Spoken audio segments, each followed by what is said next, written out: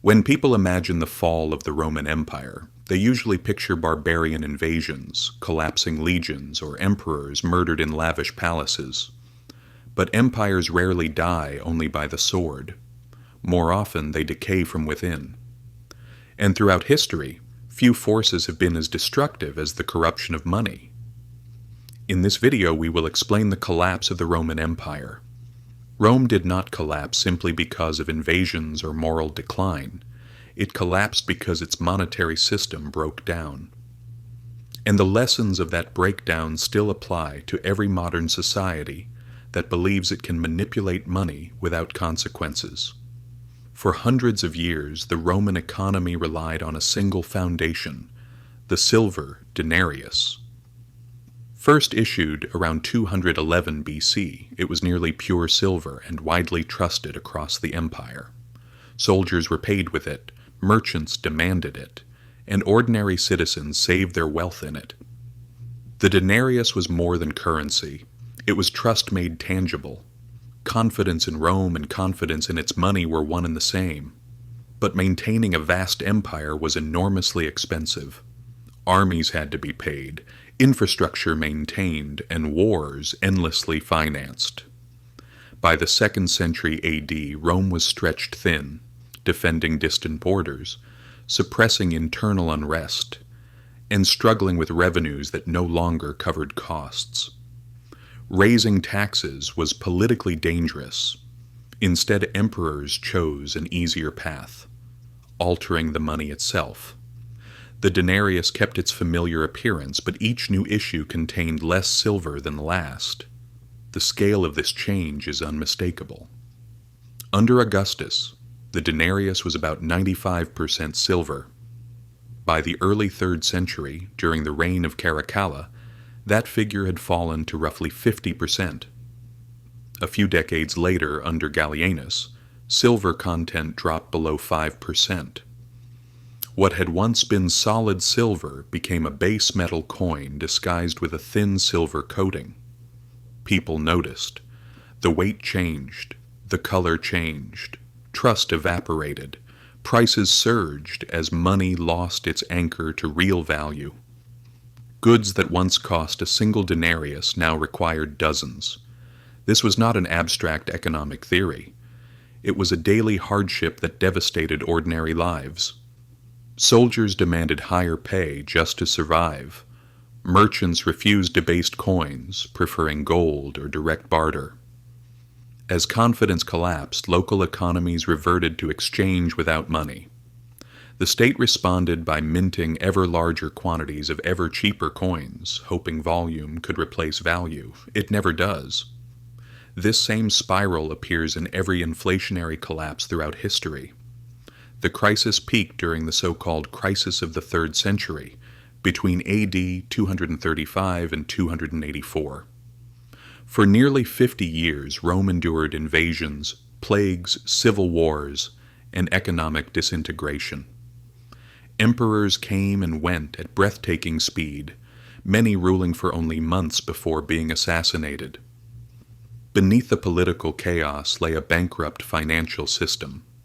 Taxes were demanded in currency that steadily lost worth.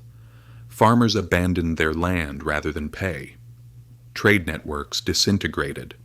The state resorted to desperate measures, price controls and forced labor, to hold the system together. None of it worked. In AD 301, Emperor Diocletian issued the edict on maximum prices, fixing prices for thousands of goods and services. Violators faced death. The result was catastrophic. Prices cannot be controlled by decree when money itself is broken. Black markets flourished, official trade collapsed, and people learned a hard truth. Laws cannot restore value to worthless currency. Eventually, Rome abandoned the denarius altogether. Around AD 312, Constantine introduced the gold solidus, a coin of consistent purity. It restored stability, especially in the Eastern Roman Empire, for centuries. But for the West, the damage had already been done. Currency debasement had hollowed out Rome from the inside. Armies could no longer be sustained. Trade had collapsed and trust was gone.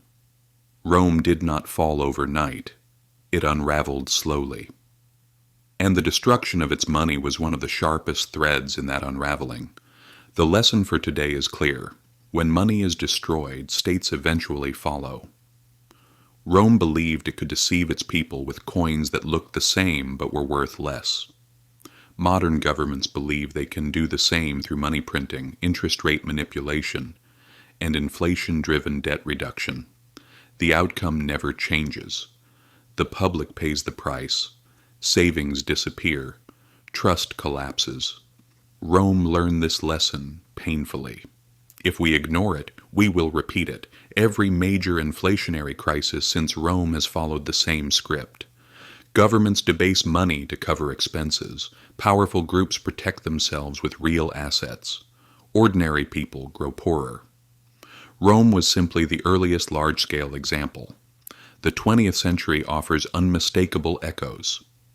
After World War I, Germany faced crushing reparations. Rather than confront reality, the government printed money.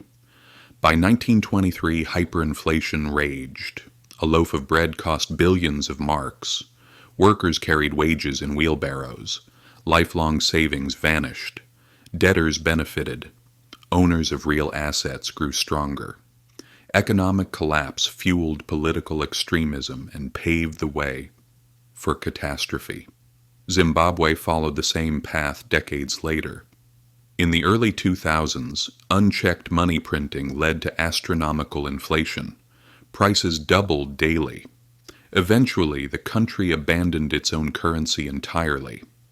Each time, governments believed they could cheat reality.